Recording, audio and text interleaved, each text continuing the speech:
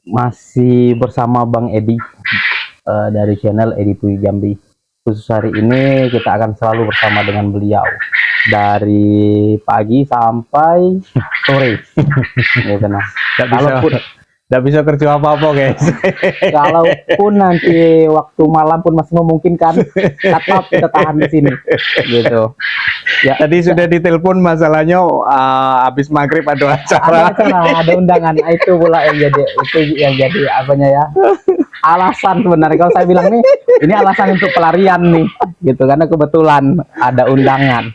Kadang-kadang waktunya kita terbatas ya, tumburan sana, tumburan sini. Apalagi kalau hari Minggu saya ya, kita juga orang entertainment.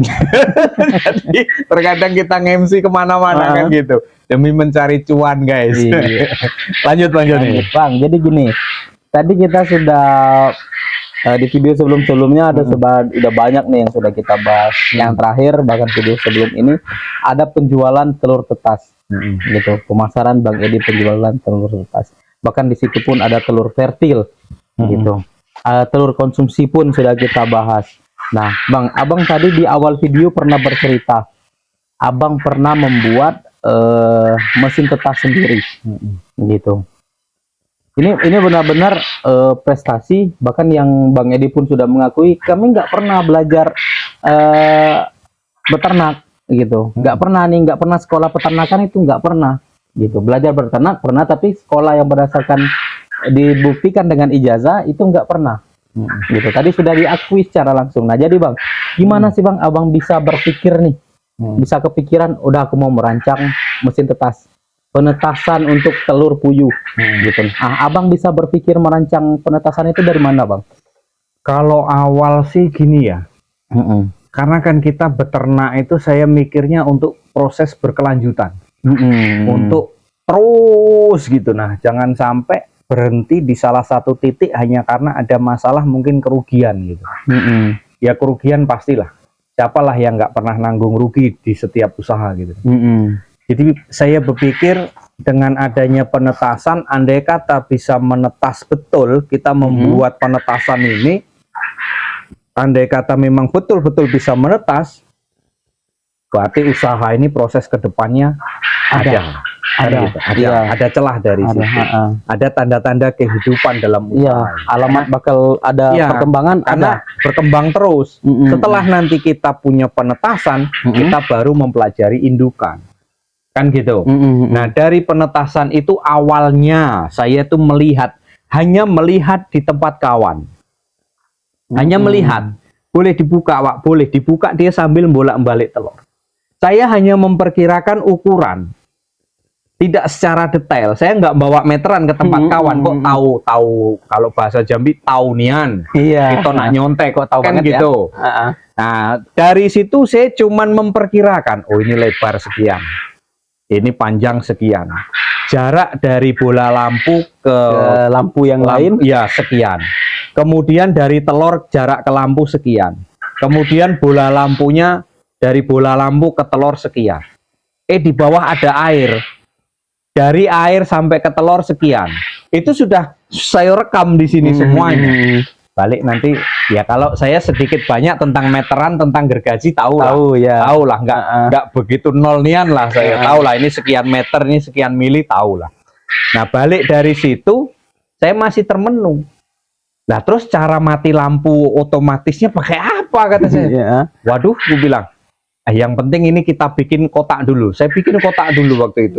Dari bahan-bahan yang bekas, lampu yo bekas, semuanya yo bekas. Saya kalau pikir tuh, ada tuh. Ini masih ada nih guys. Contohnya ada tuh. Itu pertama kali memang benar-benar itulah jadi saksinya. Itulah itu. Ukurannya kan beda tuh. Besar kan? Dibandingkan dengan yang baru-baru sekarang gitu loh.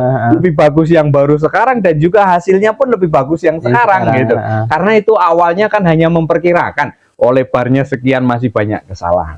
Jadi dari situlah saya berpikir, dari situlah saya kerjakan, saya nggak mau beli bahan, kalau bisa manfaatkan bahan bekas, karena belum tentu berhasil kan gitu.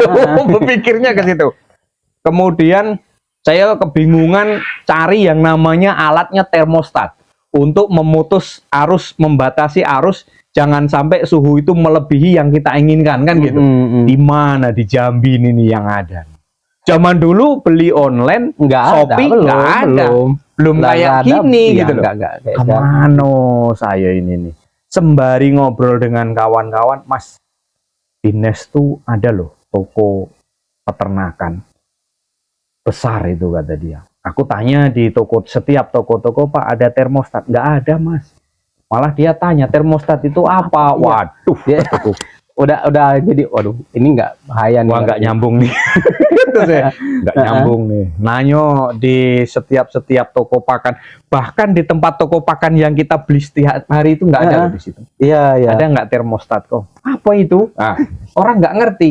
Kalau kita tanya ke bengkel, ada termostat, ada termostat mobil. Saya pernah Iya. tanya termostat di dekat Gang Siku, di alat-alat komponen kipas angin, kulkas, ke situ. Kok ada termostat enggak kok kata saya. Termostat kulkas ukuran apa? Bukan kok, ini untuk penetasan. Oh, enggak ada lah di sini kata dia. Ah, ya sudah. Akhirnya saya ketemulah termostat yang model lama, Mitra Jaya mereknya waktu itu. Saya beli itu, kemudian masih kebingungan alat yang namanya untuk mengukur apa ya, mana ya? Suhu. Termometer, ya, Iya, termometer ruangan. Itu saya kebingungan setengah mati Itu, Bang. dengan alat ini nih. Nih, ini belinya di mana gitu nah. Sampai bingung saya browsing kemana. Rupanya aku nanya dengan anak keponakan orang kesehatan, itu di apotik-apotik yang besar yang menyediakan alat-alat itu ada di situ. Kayak kursi roda, terus kemudian kayak impus, itu pasti ada termostat ruangan, termometer ruangan. Akhirnya saya belilah termometer ruangan itu tadi. Terkumpullah itu alat, kemudian saya setting di angka sekian mati, di angka sekian hidup. Nekat saya, kemudian saya beli telur, saya coba betul. Dalam hati saya, andai kata ini menetas, walaupun nggak 100%, 80%, 70%, atau 50%, ada tanda-tanda keberhasilan di sini. Makanya saya tarik kembali ke awal tadi, ini penetasan prospeknya untuk berkepanjangan. Bukan hanya sekali ini kita pakai. Iya. Syukur nanti bisa kita kembangkan, bisa kita perbaiki lagi di mana letak kesalahan-kesalahan kita. Dan sekarang sudah banyak perbaikan-perbaikan. Banyak sekali. Kandang yang pertama itu sudah parkir, sudah mati mesin. Sudah mati. Iya. Memang sudah mati mesin yang lain yang hidup. Mesin lain hidup. Karena itu ternyata kurang efektif. Iya, bukan nggak efektif, kurang maksimal memang. Karena dari segi ukurannya itu tadi ternyata gitu.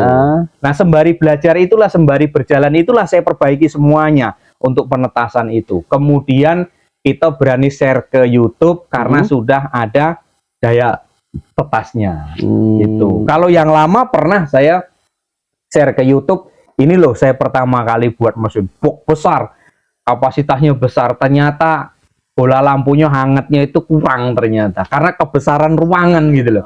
Nah, dari situlah kita pelajari semuanya itu. Itu awal-awal mula seperti itu. Artinya daya panasnya kurang untuk mengerami telur. Iya, kurang. Dulu pernah saya itu mencoba beli termometer di badan yang kalau kita sakit itu bunyi. Nah, itu ketika itu kawan kan ada ayam ngeram. Iya. Saya taruhlah itu di situ di atas telur. Nah, saya taruh di atas telur, saya tunggui kapan dia bunyi, di angka berapa sih sebenarnya yang dibutuhkan hangatnya telur ini. Nah, begitu bunyi nit sensornya saya ambil di angka 38 ternyata. Oh, berarti suhunya harus 38. Lah matinya berapa? Nah, itu kebingungan saya. Kemudian saya turunkan menjadi 37 hidup, 38 nanti mati. Saya buat 1 derajat seperti itu, seperti yang sekarang yang saya terapkan itu. Ini mati sebentar hidup, sebentar hidup, sebentar mati. Memang kayak gitu. Saya terapkan seperti itu. Dari proses pertama sampai sekarang perjalanan untuk merancang mesin seperti itu. Kenapa saya lebih mengutamakan untuk membuat penetasan? Karena saya berpikir kembali proses yang akan kita jalani harus panjang. Jangan hanya berpikir sebentar. Dari proses pembuatan penetasan itulah nanti kita akan berproses panjang. Kalau nggak kita buat sendiri, kita bisa jual. Kita bisa jual puyuhnya. Iya. Kita bisa jual juga penetasannya. Iya. Kalau penetasan efektif dan juga penetasan itu bagus. Ya alhamdulillah sampai saat ini juga ya ada sih yang pesen penetasan dengan kita. Terakhir kemersam sama telur-telurnya. Dia bilang netas nggak Pak? Kalau nggak netas baliin duit dah. Barang baliin duit saya baliin. Itu jaminannya. Kalau nggak netas. Nggak mungkin nggak netas, karena apa? Saya berani jamin, wong saya sudah ngalami. Iya, ya. Ini udah banyak nih, Iya. guys. Sebenarnya kalau kita lihat di dalam kandang Bang Edi ini, untuk mesin tetas ada 1, 2, 3, 4, 5, 6, 7, 8, 9, 10, 11, 12, 13. Ya mungkin isinya mesin tetas. Gitu. Gitu. Jadi udah belasan gitu, enggak. Jadi kalau misalnya ragu, ya kalau ini ragu, katakanlah mungkin di mesin tetas yang pertama itu kurang maksimal, mesin tetas yang kedua juga kurang maksimal. Tapi macam mana dengan mesin tetas yang ke-13 gitu? Ya masa ya Bang, sudah hampir 10 lebih kita buat mesin tetas nggak maksimal juga hasilnya, ya kan? Pasti semua berkembang, gitu. Pasti ada perubahan di situ. Jadi Bang Edi. Cukup lanjut? Cukup. Jadi itulah cerita dari Bang Edi, kok bisa Bang Edi merancang mesin tetas nih. Gitu. Padahal awal-awalnya ilmunya aja nggak ada ya Bang. Nggak ada. Kebingungan, nggak usah kita mau dapat ilmunya gitu. Nah gimana sih untuk supaya mati hidup ataupun ukuran semua nggak ada benar-benar, karena sudah ada pengakuan beliau nggak pernah kuliah, nggak pernah belajar, gitu, nggak ada dibuktikan dengan ijazah. Kalau bertanya dengan Bang Edi, Bang, mana ijazah peternakannya? Nggak punya. Nggak punya, gitu. Nah, walaupun punya juga nanti Bang Edi download mungkin di Google, ya Bang. Itu pun bukan atas nama beliau. Iya. Ya memang ijazah. Kita tampil apa adanya, iya, guys. Tapi bukan punya beliau. Nah, jadi untuk teman-teman, saya harap apa yang sudah disampaikan Bang Edi benar-benar bisa membantu kita semua, termasuk saya yang masih belajar, Bang Edi pun yang tetap sama-sama belajar ya, mempelajari terus keadaan. Jadi untuk teman-teman cukup sampai di sini videonya. Bagi teman-teman yang belum subscribe, di subscribe, kita saling bantu kami untuk mengembangkan channel ini, dan kami juga akan terus melakukan sharing-sharing, bahkan bukan cuma sebatas di sini. Ada banyak sekali peternakan yang di Jambi, di provinsi Jambi, itu bakal kita gali terus. Nanti kita undang juga kawan-kawan yang gitu. lain. Kalau saya, mereka jangan sampai ketemu saya pasti saya todong. Gitu. Gitu. Pasti saya todong, pasti saya pinta ilmunya, gitu. Nah, nggak mau ngasih ilmu, saya tunggu, pokoknya harus keluar, gitu. Nah, untuk teman-teman terus dukung channel Sahabat Puyuh Jambi dan juga channel Edi Puyuh Jambi, semoga semakin berkembang. Cukup sampai di sini videonya, terima kasih.